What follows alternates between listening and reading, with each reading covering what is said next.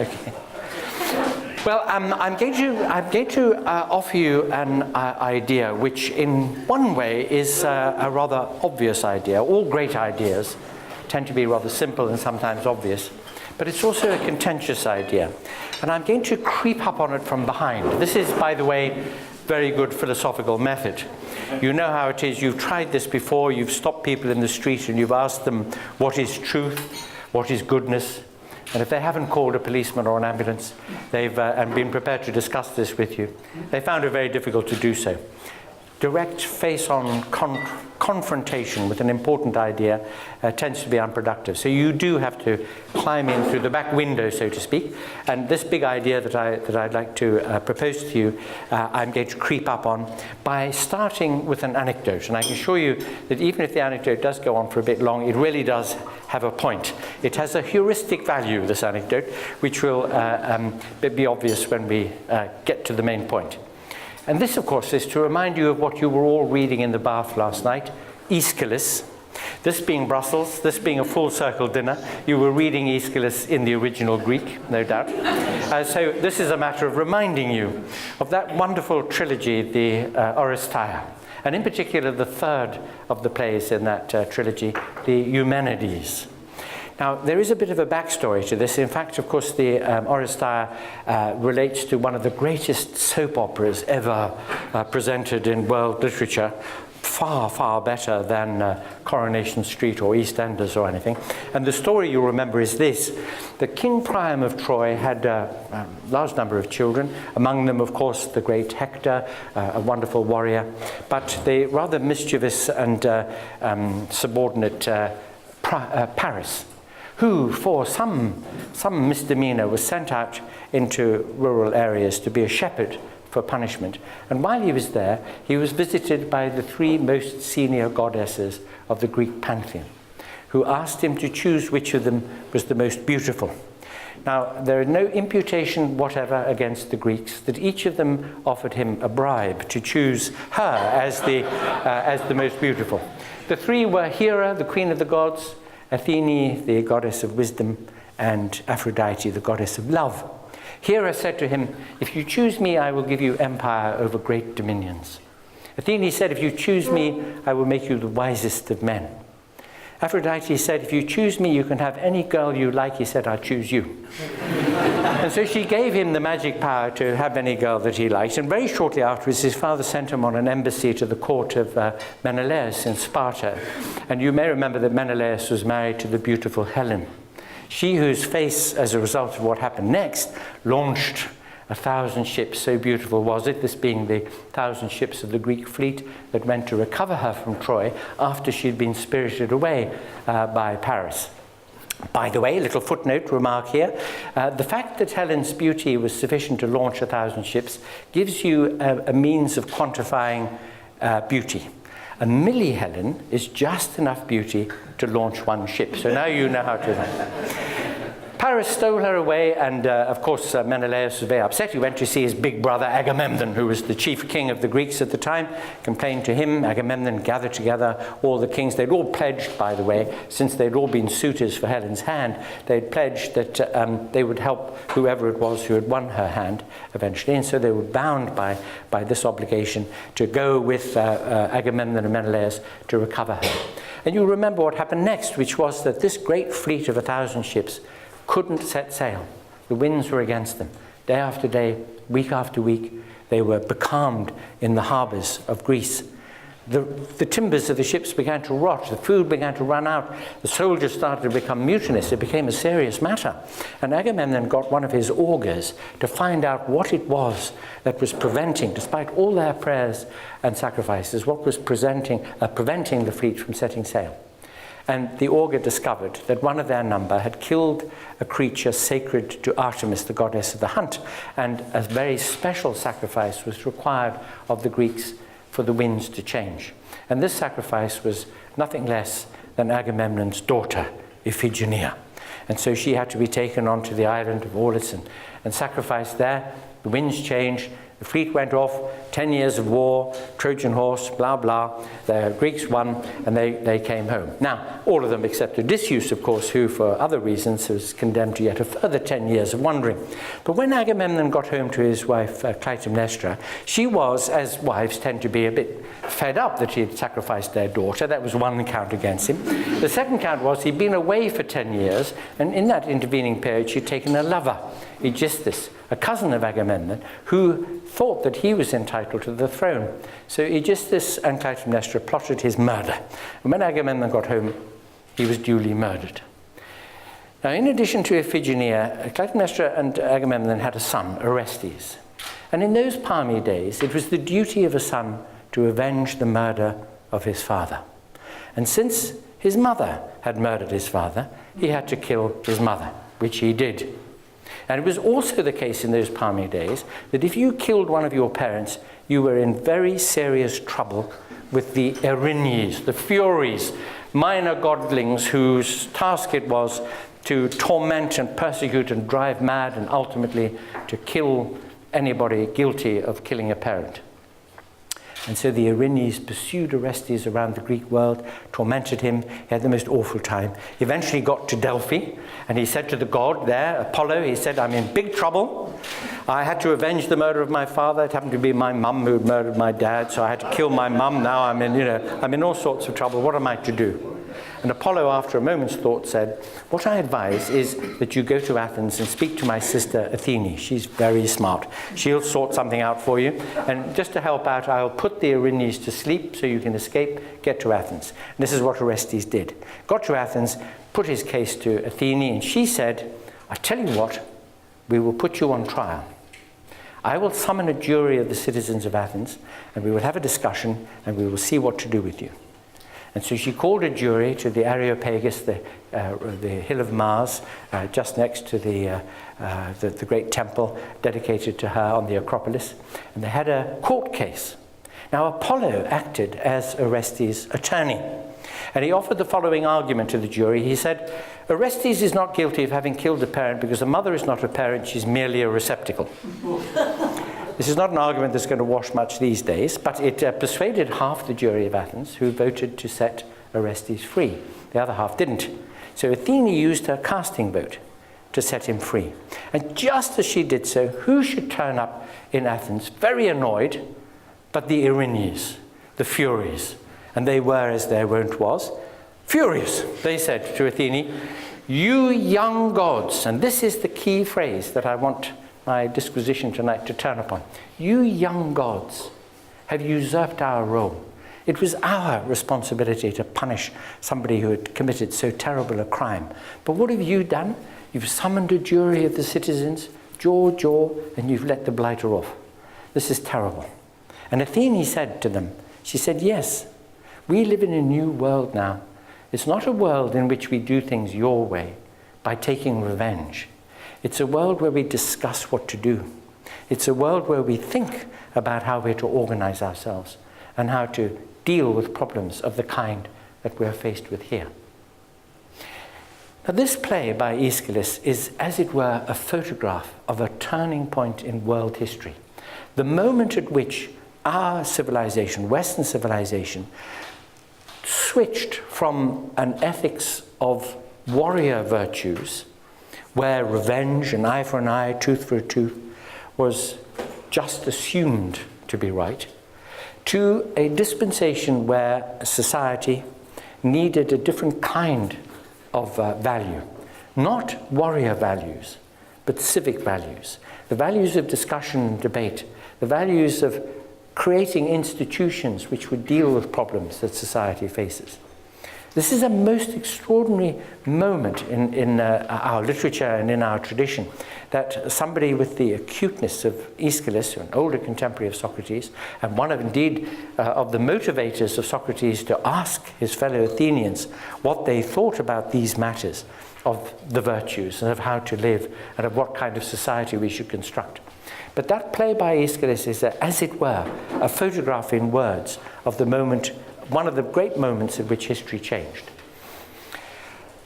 I want to remind you, and it's surely something that you know, that the very word virtue which of course has a Latin root, not a Greek root, but the first syllable of it, ver, or as my old Latin teacher used to say, weir, but he was rather a weird individual anyway, but that syllable ver means man in the masculine sense.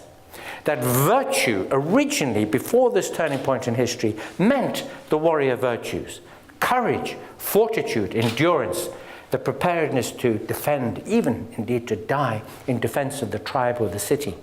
That's what virtue was. That's why revenge, that's why the skills of the warrior were so important. But by the time that Aeschylus wrote his play, by the time he captured this great tectonic shift in the way that people thought, already there were emerging, developing societies, self-conscious, reflective, thinking a bit about how it is that people can live together in community, how they can achieve by discussion, by negotiation, by compromise, the building of practices, of mores, of institutions that would make it possible for people to live together in that way. And therefore it is no surprise at all, when you look back across the landscape of the intellectual history of our European tradition, it is no surprise at all that at that moment, sometimes called by historians of ideas the axiological moment, when they're doing what you might describe as the hermeneutics of our tradition, that is interpreting how we understand ourselves and what concepts we live by, that in the high classical period of ancient Greece, this debate, the debate that Aeschylus photographed, that Socrates was a leading figure in, should have arisen. Now Socrates went round his city asking his fellow Athenians what they meant by the sorts of words they used when they talked about good, worthwhile, meaningful lives. Words like continence, the good, justice, right action. What do they really mean by that? Did they really understand what they were saying? Give you an example. Another thing you were reading in the bath last night, also no doubt in ancient Greek, was Plato's dialogue, the Meno.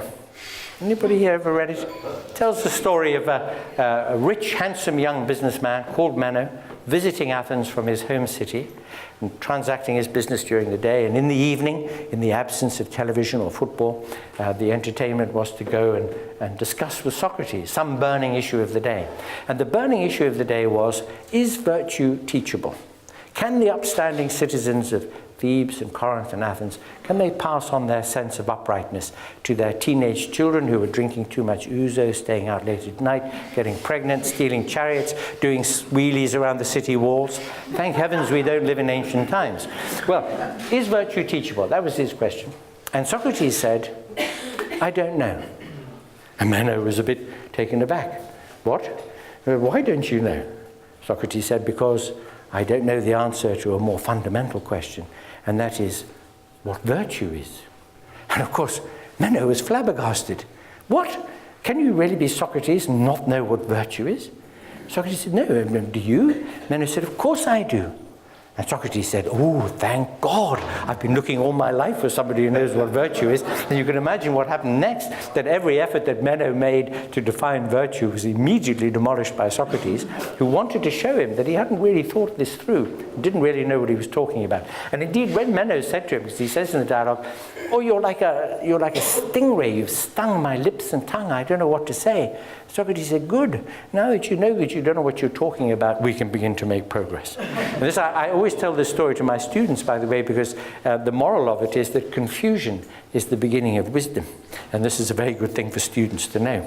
Well, the point that Socrates was conveying by this technique was that it is of the very first moment to think through the concepts, the ideas by which we mediate our lives. It's of the first moment, really, that everybody should, as individuals, and society should, as societies, look again at the assumptions they make about themselves and their world and how they live and the moral systems they live by. It's of the essence, really, of a living, progressive, developing individual and society, that this acceptance of the invitation always to look at the framework of ideas that shape our values and color our lives, that this should be done. But I'll give you a very minor example of this. I spent a good deal of my life at the University of Oxford as a student and a teacher there, and you've all heard of Oxford. And some of you may have heard of that other place, which I think is still called Cambridge, in the damp meadows of eastern England. And one thing that Oxford people always notice about Cambridge people is that they believe that what happens at Cambridge applies to the entire universe. I don't know if you've ever noticed this. Isaac Newton, sitting in a damp meadow near Cambridge, had an apple fall on his head one day. Actually, it's a very romantic story, because he realized that the apple had been attracted to the earth and the earth to the apple. So I imagine that violins were playing in the background. There was this mutual attraction. And he looked up in the sky and he saw the moon. It was broad daylight, but there was the moon visible. And he asked himself the question, why doesn't the moon fall to the earth? And of course, thereby hangs a long and curly tail. He developed the idea of gravity, the inverse square law of gravitation, and like a good Cambridge man, applied it to the entire universe. Now, if we, full circle, were able to invite Isaac Newton to a dinner, and you here present were able to ask him, why, Isaac, do you think that what happens near Cambridge applies to the entire universe in the way of gravity? What would he say? Well, his answer would be, because it's there in the Principia, he would say, because the universe is the same everywhere, so the same laws apply. In fact, he uses a wonderfully poetic phrase. He says, the universe is homogeneous throughout its parts. It's the same everywhere. Then you would say to him, why do you think that? Why make that assumption? What would his answer be? Well, it would be the answer he gives, which is, the universe was created by God, and God is an economical workman.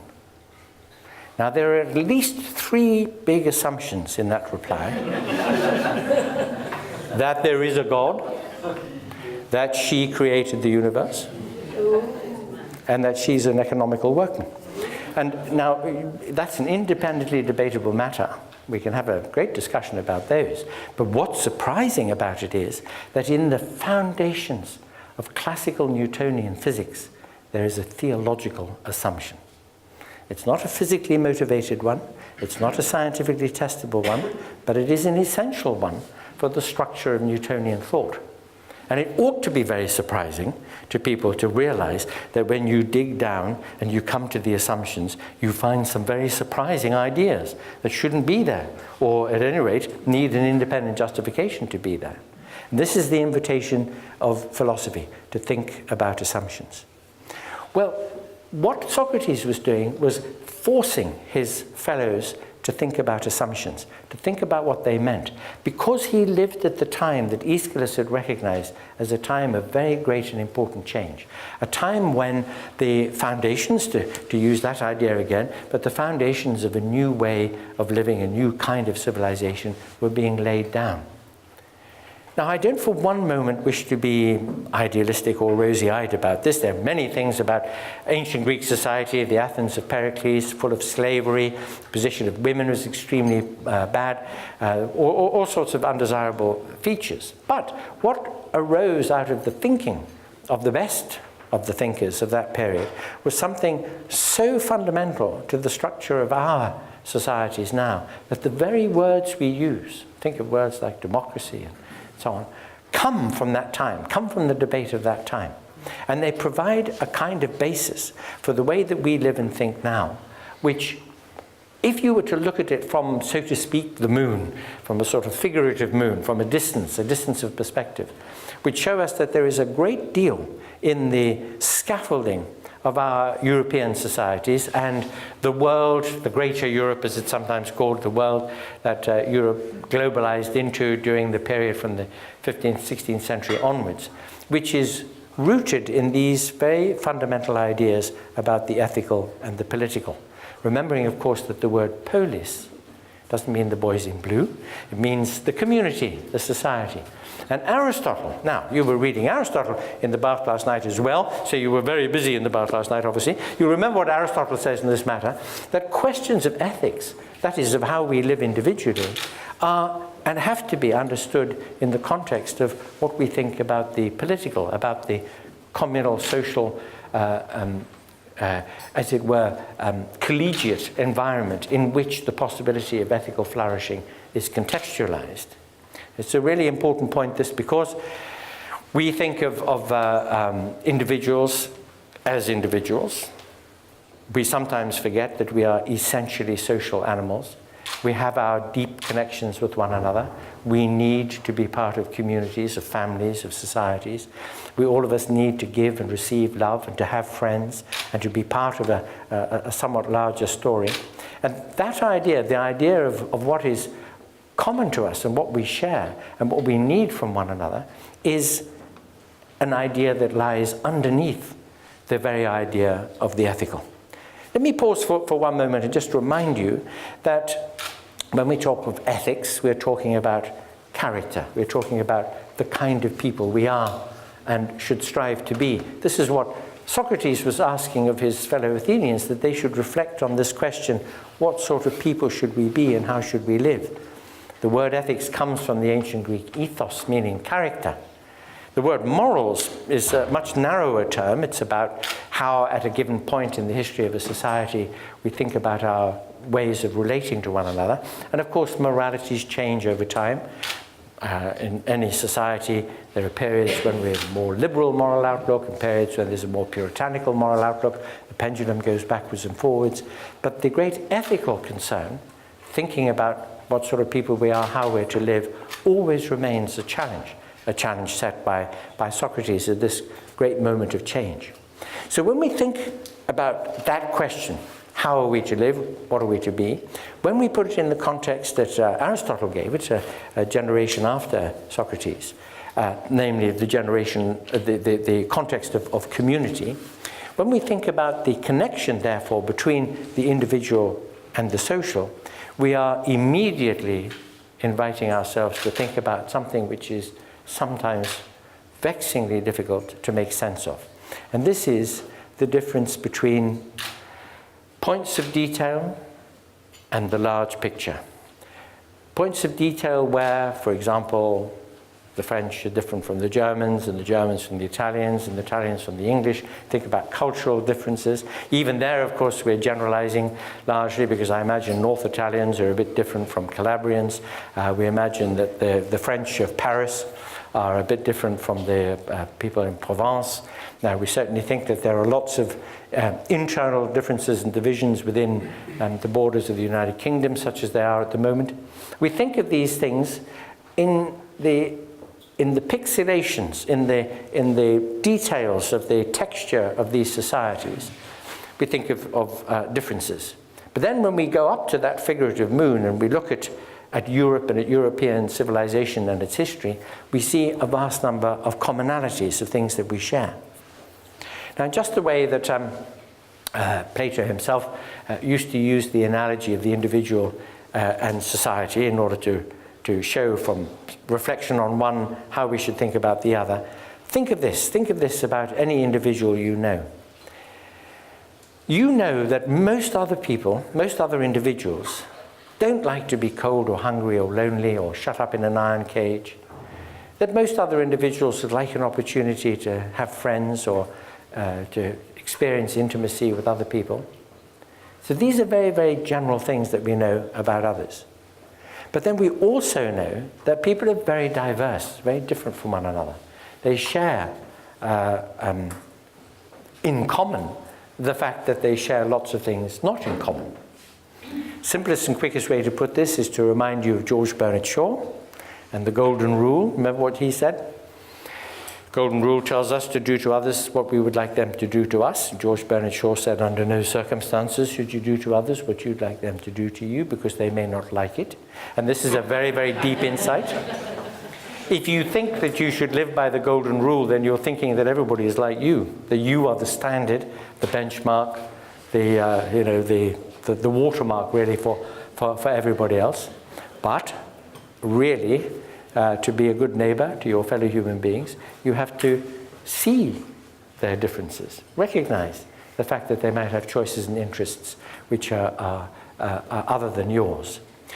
We think, because we are confronted all the time with what you might call the narcissism of small differences, the fact that between us there are sharply different tastes that might make it difficult for us to be friends with one another, or we might be, I don't know, Walloons might think things about Flemish people and vice versa of a certain kind. And yet, when you go up to that figurative moon, there is far more in common at the base level than these individual differences would suggest. That is tremendously important. It's tremendously important to recognize that the reason why our newspapers and news media are full of reports of conflict and war and murder and mayhem and difficulty is because they are news.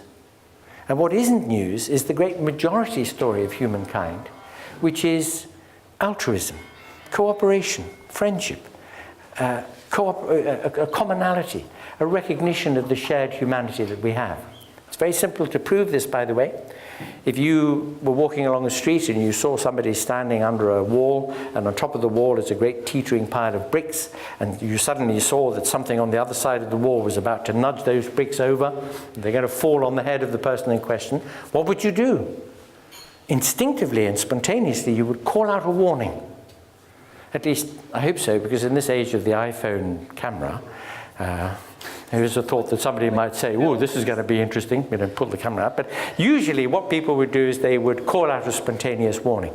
That is evidence of the nature, as William Hazlitt once put it, that we have to one another, the interest that we have to other human beings, and our propensity to sympathize with them in their various plights. So we're very different as individuals, and yet underneath those differences are very deep commonalities. The deep commonalities are what enable us to talk about human rights and civil liberties.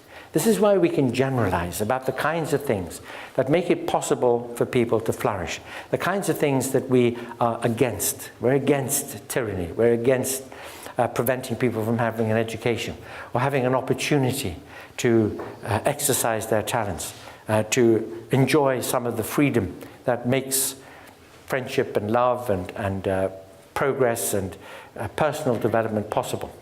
Those are things that we know and believe in because we believe in the commonalities, and we also believe in the differences. So here is the big idea, that the idea of things that we share, of things that are common among all human beings, and the idea of the great differences between individuals and even between cultures and nationalities, those two ideas of commonality and difference are not inconsistent. They are both of them facts about us. And they are facts about us as human beings which actually feed off one another. They actually potentiate one another. We could live together in a European Union, respecting cultural differences, regional differences, individual differences, without any of those things being a reason for thinking that it is impossible to be together in a larger structure. That in one way seems obvious, but in another way, far too often, are the differences invoked as reasons why we can't share commonalities with people whose dietary habits or whose interest in music or whose literature is different from our own. It's a key point, this one, very, very often. And here I quote Wittgenstein, who once said to his sister Hermione when she complained to him, he was a very eccentric character, and she complained to him one day, Ludwig, she said, we simply don't understand why you behave so oddly. He said, you're like a person who looks out of a window and you see somebody walking in the street in a very odd way, and what you don't realize is that he's struggling against a strong wind. Now, all of us have strong winds in our psychological lives, which is why we sometimes behave oddly and can't be understood by our fellows. Sometimes a society has an internal debate with itself, and other societies can't understand why they're doing it. There might be a political problem in one country in the European Union that other countries can't understand, or at any rate think is out of hand or disproportionate. And yet those differences, those difficulties, are not ones that ultimately impugn the commonalities. The commonalities arise out of that moment, that turning point that Aeschylus noticed. The kinds of institutions, the large-scale attitudes we have about human nature and the human condition, about the way a society ought to be organized and governed, those large ideas which have been so so formative in our thinking about society and about individual lives in society are the great story of the last 2,500 years, which have brought all of us to this episode now. Everybody in this room is different from everybody else in this room. I always think about that scene in the life of Brian, you remember, where Brian says to the great crowd, "You're all different." And one person says, "I'm not." Well, there is this problem about individuality. But everybody here has different tastes, different interests, different experiences. We're all different in that individual way. But much, much more important than those differences, however significant they are from the personal perspective, are the things that we share in common and which make it possible for this to be happening. Makes it possible for somebody to stand up and pontificate about a certain subject and other people to sit and listen and to think about it and to decide whether they agree or disagree. And that fact by itself is a wonderful fact. Bertrand Russell famously said, "Most people would rather die than think, and most people do." Well, we have to remember that part of the key to what has brought us to this point in the history of our civilization is that 2,500 years ago, Socrates and his fellows sat down and discussed. Instead of beating one another over the head, instead of invoking the Furies, they got together and they had a discussion. And here we are, 2,500 years later, still discussing. Perhaps disagreeing, very often we do. Perhaps sometimes suggesting things that we think that would derail our common purpose, our communal program. But at the same time, we recognize the right of others to think differently and to be different. The commonalities and the differences are not inconsistent. What Aeschylus had noticed a long time ago was that by bringing people together, encouraging them to talk, by sitting down and deciding what we're to do, we were going to make a huge difference to the nature of history. And no matter what else has happened, all the wars and all the conflicts, the things that fill the newspapers because they're news, because they are not the majority story. Remember, every town, city and village, millions of acts of cooperation and courtesy and ordinary friendliness go on every day. That's what it really is like to be part of our human world. That aspect was something that was recognized then in antiquity as the thing we should focus on and which is our best hope for the future. Thank you very much.